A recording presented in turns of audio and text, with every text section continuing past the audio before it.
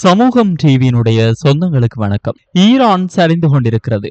இப்போதே அவர்களின் பிடியை இன்னும் இருக்க வேண்டும். அதிபர் டொனால்ட் டிரம்பின் இந்த அறிவிப்பு மத்திய கிழக்கில் எட்டப்படவிருந்த தற்காலிக அமைதிக்கு முற்றுப்புள்ளி வைத்துள்ளது. ஒருபுறம் 170 எதிரி விமானங்களை வீழ்த்தியதாக ஈரான் ராணுவம் மிரட்டல் விடுக்க, மறுபுறம் ஹோர்முஸ் ஜலசந்தி முடக்கத்தால் உலக வரைபடமே மாறிப்போயுள்ளது. கப்பல்கள் பாதுகாப்பு தேடி பனாமா கால்வாய்க்கு படையெடுப்பதால் ஒருமுறை கடக்க 3.5 கோடி ரூபாய் வரை ஸ்பெஷல் கட்டணம் வசூலிக்கப்படும் அவலம் ஏற்பட்டுள்ளது. 61வது நாளை கடந்தும் தீர்வு எட்டப்படாத இந்த போரின் விரிவான செய்திகள் இதோ. Fourth Monkey Connect coming soon. மத்திய கிழக்கில் நீடித்து வரும் ஈரான் அமெரிக்கா மோதல் 61வது நாளை எட்டியுள்ள நிலையில் இராணுவ நடவடிக்கைகள் மட்டுமல்லாமல் பொருளாதாரமும் அரசியல் ராஜதந்திரமும் வேகமாக மாறி வருகிறது. குறிப்பாக எண்ணெய் சந்தை, வளைகுடா அரசியல் மற்றும் உலக சக்திகளின் நிலைப்பாடுகள் இந்த மோதலை மேலும் சிக்கலாக்குகின்றன. ஈரான் சரிவு நிலையில் இருப்பதாக அமெரிக்க அதிபர் டொனால்ட் ட்ரம்ப் தெரிவித்துள்ளார். அதே நேரத்தில் அமெரிக்கா விதித்துள்ள தடைகளை விரைவாக நீக்க வேண்டும் என்றும் அவர் வலியுறுத்தியுள்ளார். இதற்கு மாறாக சவுதி அரேபியாவில் கூடிய வளைகுடா தலைவர்கள் பிராந்தியத்தில் நம்பிக்கையை மீண்டும் கட்டியெழுப்ப ஈரான் நடவடிக்கை எடுக்க வேண்டும் என அழைப்பு விடுத்துள்ளனர். இந்த நிலையில் ஈரான் தனது இராணுவ திறனை தொடர்ந்து வலுப்படுத்திக் கொண்டிருப்பதாக கூறுகிறது. ஈரான் இராணுவத்தின் சார்பில் பேசிய முகமது அக்ரமினியா 6 வாரங்களாக நீடித்த போரில் 170க்கு மேற்பட்ட எதிரி விமானங்கள் தாக்கப்பட்டதாகவும் எதிர்காலத்தில் மேலும் கடுமையான பதிலடி அளிக்க தயார் என்றும் எச்சரித்துள்ளார். ராஜதந்திர ரீதியில் பதற்றம் அதிகரித்துள்ளது. ஜெர்மனியின் தலைவர் பேச்சுவார்த்தைகளில் ஈரான் அமெரிக்காவை அவமானப்படுத்துகிறது என்று கூறியதைத் தொடர்ந்து ட்ரம்ப் அவரை கடுமையாக விமர்சித்துள்ளார். மேலும் ஜெர்மனியில் செயல்படும் ஹவுதி கிளர்ச்சியாளர்கள் அமெரிக்காவின் நடவடிக்கைகளை கண்டித்து ஈரான், லெபனான் மற்றும் பலஸ்தீனத்திற்கு ஆதரவு தெரிவித்துள்ளனர். இந்த சூழலில் மிகப்பெரிய மாற்றமாக OPEC அமைப்பிலிருந்து ஐக்கிய அரபு அமீரகம் வெளியேறுவதாக அறிவித்துள்ளது. கிட்டத்தட்ட 60 ஆண்டுகளாக இருந்த இந்த உறுப்புரிமை முடிவுக்கு வந்திருப்பது உலக எண்ணெய் சந்தையில் அதிர்ச்சியை ஏற்படுத்தியுள்ளது. இதேவேளை ஹோர்முஸ் ஜலசந்தி தொடர்பாக ஈரானின் நடவடிக்கைகளை வளைகுடா நாடுகள் கடுமையாக எதிர்த்துள்ளன. கப்பல் போக்குவரத்து சுதந்திரம் பாதிக்கப்படக்கூடாது என்று அவர்கள் எச்சரித்துள்ளனர். அமெரிக்காவும் தனது பொருளாதார அழுத்தத்தை அதிகரித்துள்ளது. கருவூல செயலாளர் ஸ்காட் பெசன்ட் ஈரானின் எண்ணெய் வலையமைப்பு, நிழல் வங்கி முறை மற்றும் கிரிப்டோ நிதி ஆதாரங்களை குறிவைத்து மேற்கொள்ளப்பட்ட நடவடிக்கைகள் அதன் பொருளாதாரத்தை பலவீனப்படுத்தியுள்ளதாக தெரிவித்தார். இதனால் ஈரானின் எண்ணெய் உற்பத்தி குறையக்கூடும் என்று கூறப்படுகிறது. இதே நேரம் பிரிட்டன் மன்னர் 3ஆம் சார்லஸ் உடன் நடைபெற்ற சந்திப்பில் ஈரான் அணு ஆயுதம் பெறக்கூடாது என்பதில் இருவரும் ஒரே கருத்தில் உள்ளனர் என்று ட்ரம்ப் தெரிவித்தார். அதே சமயம் ஈரான் தலைமைத்துவத்தில் பிளவுகள் உள்ளதாகவும் அவர் குறிப்பிட்டார். இதேவேளை இஸ்ரேல் லெபனான் முனையிலும் பதற்றம் குறையவில்லை. தெற்கு லெபனானில் நடந்த தாக்குதலில் மருத்துவ பணியாளர்கள் உட்பட பலர் உயிரிழந்ததை லெபனான் அதிபர் ஜோசப் அவுன் போர்க்குற்றம் என கண்டித்துள்ளார். பெஞ்சமின் நெதன்யாகு தனது நாட்டின் பாதுகாப்பு நடவடிக்கைகளை நியாயப்படுத்தியுள்ளார். உலக பொருளாதாரத்திலும் தாக்கம் தென்படுகிறது.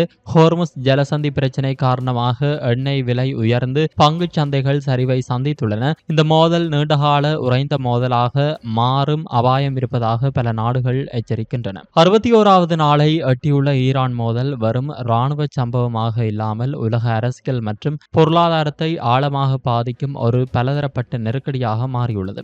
ராஜதந்திர முயற்சிகள் தொடர்ந்து நடந்தாலும் பரஸ்பர நம்பிக்கையின்மை மற்றும் அழுத்தங்கள் நீடிக்கும் வரை நிலையான தீர்வு எட்டப்படுவது இன்னும் தொலைவில் இருப்பதாகவே தோன்றுகிறது.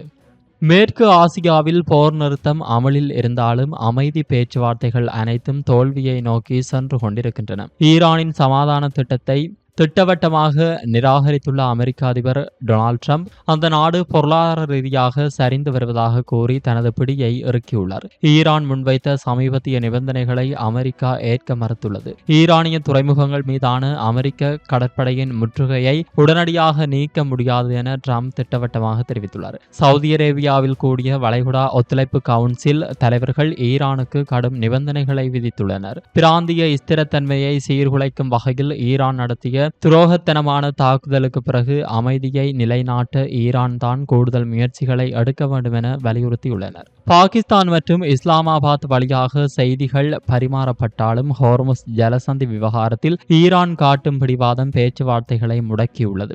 பிப்ரவரி 28 அன்று தொடங்கிய இந்த போர் வரலாற்றின் மிக மோசமான கட்டத்தை எட்டியுள்ளது. அமெரிக்காவின் எபிக் ஃபியூரி மற்றும் இஸ்ரேலின் லயன்ஸ் ஸ்ட்ரோர் நடவடிக்கைகளில் ஈரானின் உச்ச தலைவர் அலி ஹமேனி உள்ளிட்ட உயர்மட்ட அதிகாரிகள் கொல்லப்பட்டனர். அமெரிக்காவின் முற்றுகையால் ஈரானின் உள்நாட்டு பொருளாதாரம் முற்றிலுமாக சிதைந்து வருகிறது. விற்க முடியாத கச்சா எண்ணெய் தேக்கத்தால் தெஹ்ரான் வீதிகளில் பதற்றம் அதிகரித்துள்ளது. லெபனான் எல்லையில் ஹிஸ்புல்லாவுடனான மோதல்கள் தொடர்ந்து வருவதால் இந்த பதற்றம் 2026ஆம் ஆண்டு முழுவதும் நீடிக்கக்கூடும் என இஸ்ரேல் ராணுவம் எச்சரித்துள்ளது. நேரடி போர் மேகங்கள் சற்று விலகினாலும் அமெரிக்கா மற்றும் ஈரான் நாடுகளுக்கு இடையிலான மீள்திறன் போட்டி தற்போது புதிய உச்சத்தை எட்டியுள்ளது. யார் அதிக காலம் தாக்கு பிடிப்பார்கள் என்பதே இப்போதைய உலக அரசியலின் மிகப்பெரிய கேள்வியாக மாறியுள்ளது. சர்வதேச விமான நிலையத்தை மீண்டும் திறந்துள்ளதன் மூலம் ஈரான் ஒரு முக்கியமான செய்தியை உலகுக்கு சொல்ல முயல்கிறது. கடுமையான முற்றுகை மற்றும் தாக்குதலுக்கு பிறகு நாடு இயல்பு நிலைக்கு திரும்பிவிட்டதை உள்நாட்டிற்கும் சர்வதேச சமூகத்திற்கும் காட்ட ஈரான் துடிக்கிறது. காலம் எங்களுக்கு சாதகமாக இருக்கிறது என்பதை அமெரிக்காவிற்கு உணர்த்தவே இந்த நடவடிக்கைகளை ஈரான் மேற்கொண்டு வருவதாக லண்டன் கிங்ஸ் கல்லூரி விரிவுரையாளர் ராப் ஹெய்ஸ்ட் பின்ஃபோல்ட் தெரிவித்துள்ளார். சமாதான பேச்சுவார்த்தையில் ஈரான் ஒரு தந்திரமான முன்மொழிவை முன்வைத்துள்ளது.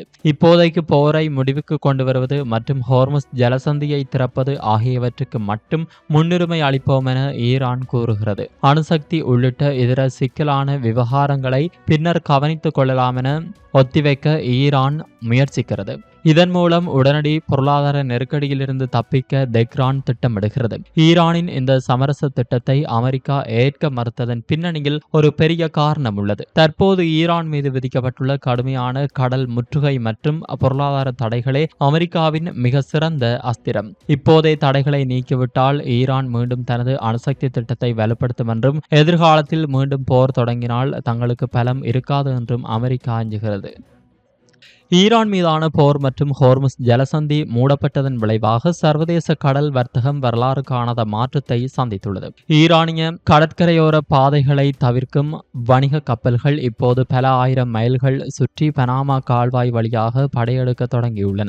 மத்திய கிழக்கில் நிலவும் போர் சூழல் பனாமா கால்வாய் அதிகார சபைக்கு பெரும் வருமானத்தை கொட்டி தீர்த்து வருகிறது. கடந்த ஆண்டின் இதே காலப்பகுதியுடன் ஒப்பிடுகையில் கடந்த அக்டோபர் முதல் தற்போது வரை சுமார் 300 கூடுதல் கப்பல்கள் இந்த பாதையை பயன்படுத்தி உள்ளன. ஹோர்முஸ் நீரிணையில் நிலவும் அச்சுறுத்தல் காரணமாக சரக்கு கப்பல்கள் பாதுகாப்பு தேடி அட்லாண்டிக் மற்றும் பசிபிக் பெருங்கடல்களை இணைக்கும் இந்த பாதையை தேர்ந்தெடுக்கின்றன. நெரிசல் அதிகரித்துள்ளதால் பனாமா கால்வாயை கடப்பதற்கான செலவு பல மடங்கு உயர்ந்துள்ளது. ஒரு கப்பல் இந்த கால்வாயை கடக்க 3 லட்சம் முதல் 4 லட்சம் டாலர்கள், இந்திய மதிப்பில் சுமார் 2.5 கோடி முதல் 3.3 கோடி ரூபாய் வரை வசூலிக்கப்படுகிறது. காத்திருப்பு நேரத்தை குறைக்க கடைசி நிமிடத்தில் அனுமதி பெற சில கப்பல்கள் கூடுதலாக 4,25,000 டாலர்கள் சுமார் 3.5 கோடி ரூபாய் வரை ஸ்பெஷல் கட்டணமாக செலுத்துகின்றன. இந்த கூடுதல் போக்குவரத்து செலவுகள் இறுதியில் சாதாரண மக்களையே பாதிக்கும் என பொருளாதார நிபுணர்கள் எச்சரிக்கின்றனர். கப்பல்கள் நீண்ட தூரம் பயணிப்பதாலும் அதிக சுங்க கட்டணம் செலுத்துவதாலும் சர்வதேச அளவில் உணவு மற்றும் அத்தியாவசிய பொருட்களின் விலை